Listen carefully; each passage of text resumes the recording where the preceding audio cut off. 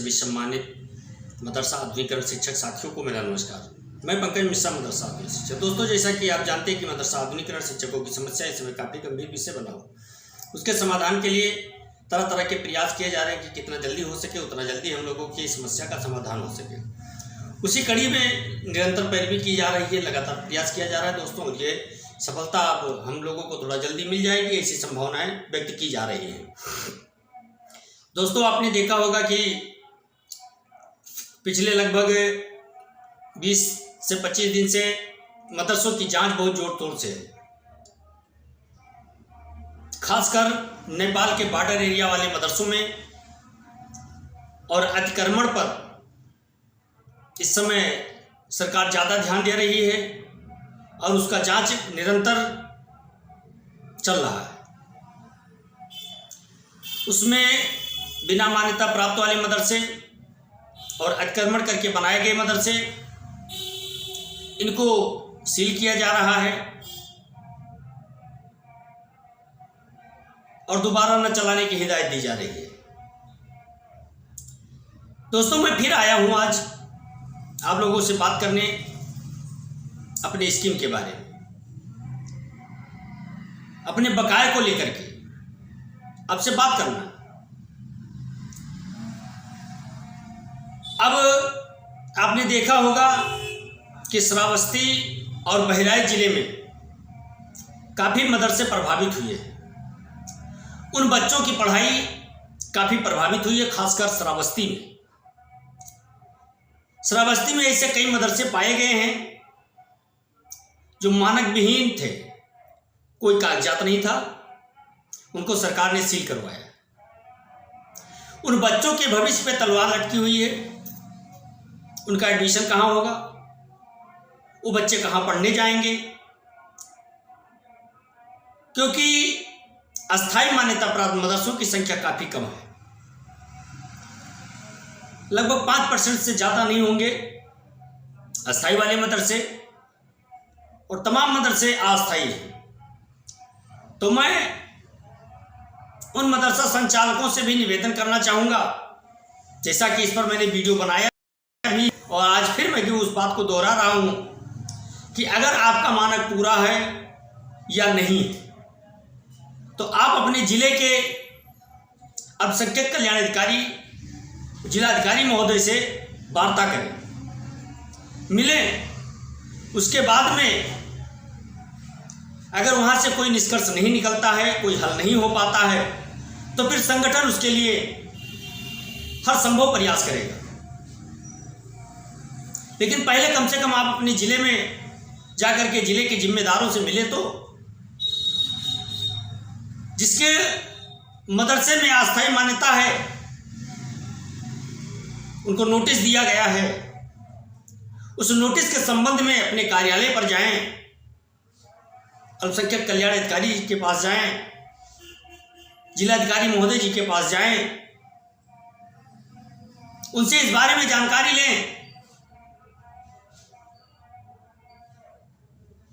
अगर कोई हल नहीं निकलता है, उसके लिए संगठन आप लोगों के साथ हमेशा है, डट करके सामना करेगा जो कुछ भी होगा। मेरे दोस्त, आपको हम बताना चाहते हैं कि जो ये स्कीम चलने की बात हो रही है, स्कीम चलेगी, कोई दो राय नहीं। हमारे एक शिक्षक साथी ने एक सवाल किया, आज उनका सब्र टूटा है। हालांकि जब ज्यादा समय हो जाता है तो सबका सब्र टूटने लगता है। ठीक उसी प्रकार से उन्होंने भी एक सवाल किया, और उस सवाल उन्होंने ये किया कि सिकंदर बाबा कहते हैं, आप कहते हैं कि स्कीम चलेगी, बकाया मिलेगा, लेकिन एक चैनल से यह सूचनाएं मिलती है कि आपका बकाया नहीं मिलेगा। दोस्त, मैं आपसे कहना चाहता हूं, अपनी अपनी शैली, अपनी अपनी जानकारी, अपना अपना मत। जो उनको लगता है उस चीज का वर्णन उन्होंने किया होगा, जो मुझे लगता है उसका मैं वर्णन करता हूं। एक शिक्षक साथी ने कमेंट करके पूछा कि स्कीम कब तक चल जाएगी। तो जैसा कि मैंने पहले भी बताया है कि पूरा का पूरा 100% उम्मीद है कि जुलाई से हमारी स्कीम चल जाएगी। एक शिक्षक साथी ने और कमेंट किया, उन्होंने कहा कि आपने वीडियो बना करके कमाई का बढ़िया धंधा अपनाया है। मैं उन महाशय से कहना चाहूंगा, मेरे भाई आप भी बनाएं, आप भी टाटा बिरला बन जाएंगे। क्यों नहीं बनाते हैं आप? आपको भी बनाना चाहिए। आप भी एक शिक्षक हैं और शिक्षक की समस्या आपसे भी छिपी नहीं है। आप भी मैदान में आ जा करके बनाइए। एक भाई साहब ने कमेंट किया, उन्होंने कहा कि जो कुछ भी होगा एजाज के अलावा कोई नहीं करवा पाएगा। वो उनकी सोच हो सकती है, कोई करा दे, चाहे एजाज साहब करा दे, हाजी समीउल्लाह साहब करा दे या सिकंदर बाबा करा दे, कोई कराए तो जो कराए हम लोग उसके साथ चलने के लिए तैयार हैं। लेकिन इतना ध्यान रखना कि जो आपकी इस मुसीबत के टाइम में भी आपका गला दबा करके जो पैसा खा जाता हो, वो आपके लिए क्या खाक काम करेगा? अब आप ही अंदाजा लगाएं। बड़ी बड़ी बैठकें होने लगी हैं,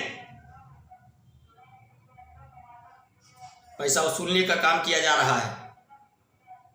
खैर छोड़िए मेरे दोस्त, आपको मैं बताना चाहता हूं कि मंत्री श्री दानिश आजाद अंसारी साहब आपकी स्कीम को चलाने के लिए इस समय बराबर अधिकारियों को निर्देशित करते हैं, बराबर उनसे बैकअप लेते हैं और उनको जो मुख्यमंत्री महोदय जी ने निर्देशित किया है, ठीक उसी आधार पर वो लोग अपनी कार्य को प्रगति पर चालू किए। रिपोर्ट आने वाली है, जैसे रिपोर्ट पहुंच जाएगी उसी दिन से हम लोगों की समस्या खत्म हो जाएगी। अभी रिपोर्ट शायद पहुंची नहीं है और मंत्री दानिश आजाद अंसारी साहब ने एक बार फिर कहा है कि ये मेरी जिम्मेवारी है, मैंने वादा किया है। ये स्कीम उत्तर प्रदेश की सरकार चलाएगी। मुख्यमंत्री जी ने मुझसे कहा है, क्योंकि एक मंत्री बार बार झूठ नहीं बोल सकता है मेरे भाई। इतना कॉन्फिडेंस के साथ एक ही शब्द इस्तेमाल करते हुए मंत्री जी अभी तक वही अपनी बात पर अड़े हुए हैं। जो शुरू में उन्होंने कहा था वही बात आज भी कह रहे हैं और उनके बातों पर हम लोगों को पूर्ण भरोसा है कि मंत्री जी हम लोगों का कार्य कराएंगे। इस समय विभाग में काफी उथल पुथल है, हलचल मचा हुआ है।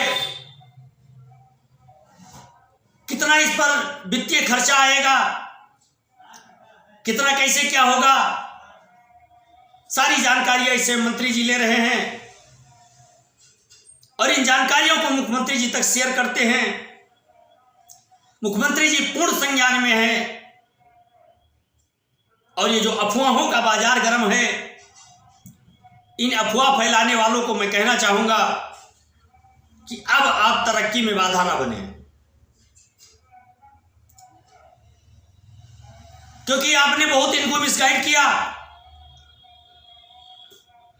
जैसा कि मंत्री जी ने कहा था कि स्कीम तो चलेगी, लेकिन जो लीगल होंगे वही चलेंगे, अनलीगल नहीं चल सकते हैं। आपने देखा होगा कि सिलेबस में कुछ बदलाव किए गए हैं।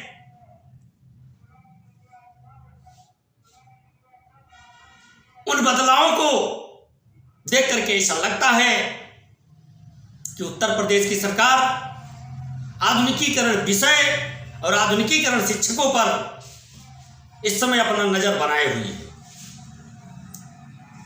क्योंकि बड़ी गणित और विज्ञान को उन्होंने अनिवार्य कर दिया है। एक शिक्षक साथी ने एक व्हाट्सएप ग्रुप पर कमेंट किया, उन्होंने कहा कि अभी तक हम लोग विज्ञान और गणित नहीं पढ़ा रहे थे, ये जानकारी उनको नहीं थी। मैं उनसे कहना चाहता हूं मेरे दोस्त, सरकार की नज़र में आप गणित विज्ञान नहीं पढ़ा रहे थे, क्योंकि सरकार का कोई सिलेबस नहीं पढ़ा रहे थे, आप प्राइवेट किताबें पढ़ा रहे थे। इसलिए सरकार की निगाहों में आप उर्दू और अरबी तक ही सीमित थे, क्योंकि सरकार का कोई सिलेबस नहीं था। अब सरकार ने अपना सिलेबस जारी किया है और अब गणित और विज्ञान को अनिवार्य कर दिया है मेरे दोस्त। अब आप ये मान करके चलिए कि आपके समस्या का समाधान कुछ ही दिनों में पूर्ण रूप से हो जाएगा। कुछ ही दिनों का और समय बचा है, इसलिए आपको ज्यादा परेशान होने की आवश्यकता नहीं है। कुछ विसंगतियां हैं, उसको भी दूर किया जा रहा है। जो अस्थाई और अस्थाई का मैटर चल रहा है, उस पर भी कार्य किया जा रहा है, बात की जा रही है, वार्ता चल रही है, उसका भी समाधान होगा। आप लोग बिल्कुल घबराएं ना, हर मर्ज की दवा है। बस जरूरत है आपको जागरूक रहने की, आपको धैर्य रखने की, आपको सजग और सतर्क रहने की। मेरे दोस्त, आप घबराएं ना, परेशान ना हो। आपकी ये स्कीम उत्तर प्रदेश की सरकार चलाएगी और अच्छे ढंग से चलाएगी। दोस्त, आज के लिए बस इतना ही। नमस्कार, जय हिंद, जय भारत, भारत माता की जय।